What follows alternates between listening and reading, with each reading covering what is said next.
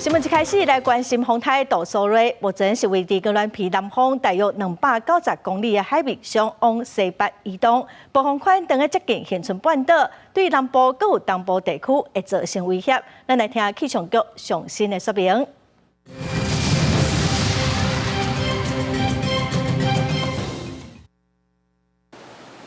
大家午安，大家好。气象局持续针对今年第5号台风杜苏芮发布海上、陆上台风警报。根据今天下午2点的位置，我们可以看到台风已经来到了恒春南方大概290公里的海面上。过去这一段时间，台风的强度跟范围并没有改变，它的7级风暴风半径是280公里。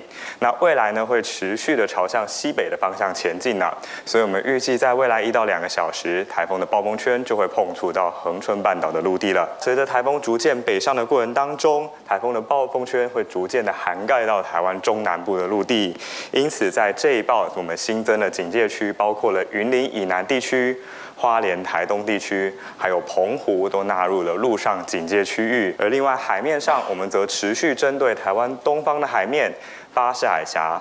东沙岛的海面跟整个台湾海峡发布海上台风警报。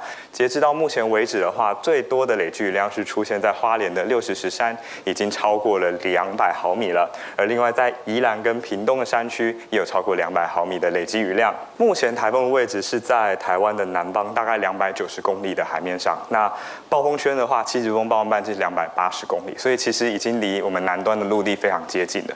那我们预期大概在未来1到2个小时，台风的暴风圈就有可能碰触到我们恒春半岛的陆地。看起来在未来1到2天，也就是礼拜4、礼拜5，有可能逐渐会有一个热带性低气压形成。那到周末的时候，可能也不排除它会形成为下一个台风。